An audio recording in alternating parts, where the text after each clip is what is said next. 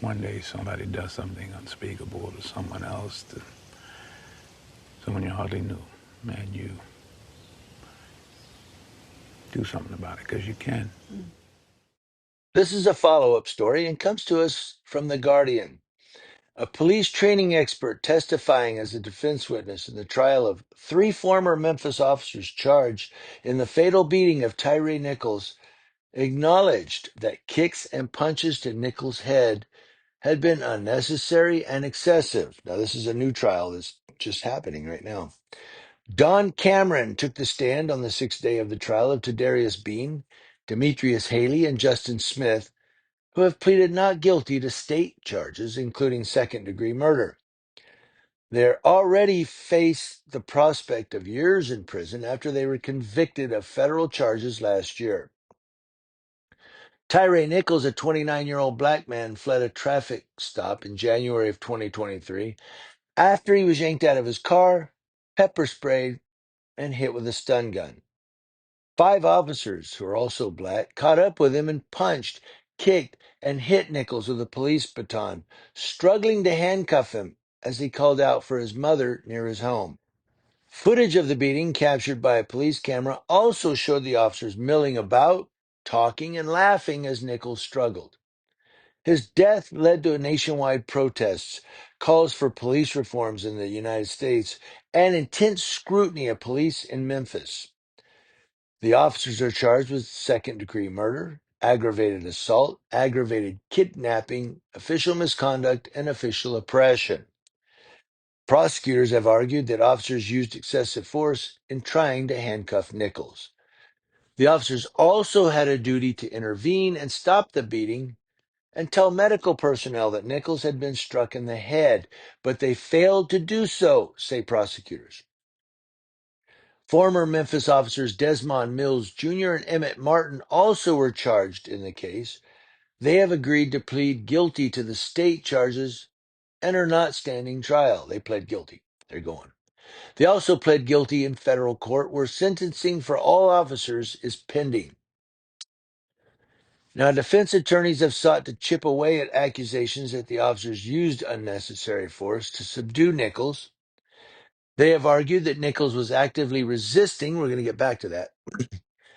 He was resisting arrest by running away and failing to give his hands to officers so that he could be handcuffed. We're going to get back to that. They also have argued that their use of force complied with police department policies. That's the defense. Don Cameron was called to the stand by the defense lawyer for Haley, who was at the traffic stop and arrived at the location of the beating after Martin had kicked and punched Nichols in the head, as Nichols was being held by Smith and Bean. Don Cameron said Nichols had not yet been handcuffed, and Haley used proper force in kicking Nichols once in the arm. The veteran police trainer said Haley kicked Nichols in order to facilitate the handcuffing of Nichols by the other officers. However, under cross-examination by prosecutor Paul Hagerman, Cameron acknowledged that the punches and kicks by Martin to Nichols' head had been unnecessary, excessive, and an example of deadly force. Sorry, defense. Officers who saw those head blows had had a duty to intervene and stop the beating at that point, said Cameron. The prosecutor also asked Cameron about Haley's comment to beat that man as he got out of his car and approached Nichols. Get back to that. Cameron said he believed Haley made the comment in order to get Nichols to comply with being handcuffed after Nichols repeatedly ignored expletive-laced orders to do so. Eat that man! Oh, okay. Hey, dude, you hear what he said? Mills, who hit Nichols 3 times with a police baton, testified that he regrets his failure to stop the beating, which led to Nichols' death 3 days later from blunt force trauma. Dr. Marco Ross, the medical examiner who performed the autopsy, testified that Nichols had suffered tears and bleeding in the brain. The trial comes months after the U.S. Justice Department said in December that a 17-month investigation found that the Memphis Police Department uses excessive force and discriminates against black people. How about that? Now, this is the one where the cop said he was resisting and he wouldn't let us handcuff him and he was fighting us. And they put all that in their police reports because police lie. They do. But a camera from, I think it was a street pole. I think this is the one where they saw the cameras, but the camera is up high and it's looking down on the street. He's like this. All right, you got me. And they start beating the crap out of him. Just start beating him.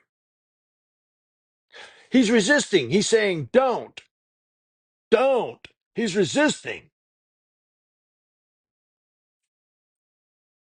But now there looks like they're going to spend some time behind bars, which they should,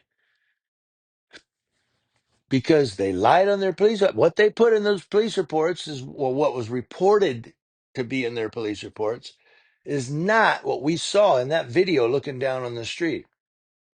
It's not what we saw. We saw something different than what is being reported that you wrote.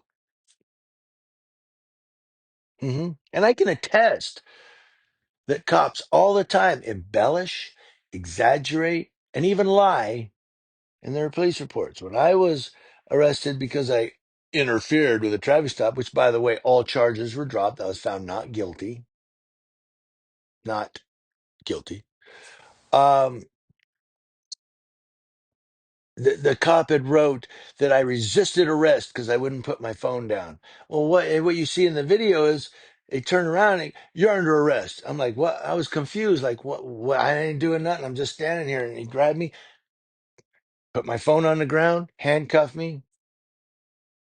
I didn't resist. Let him do everything he wanted to do. But he said, well, he didn't put his phone down. He was resisting. What? That's not resisting. That's called confusion. What do you do? What are you talking about? I'm under arrest. Okay. But they got to put that in there. Got to get that extra charge, man.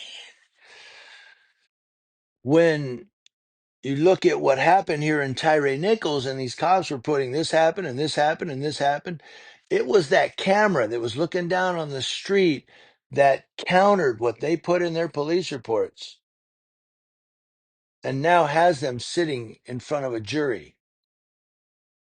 Without that video, would we really see them sitting in front of a jury? I don't know. So when you see police officers and you have some free time, maybe it's your day off, pull your ass over, get out, walk up there and record them. Because you just might save someone's life or catch a bad cop in a bad situation.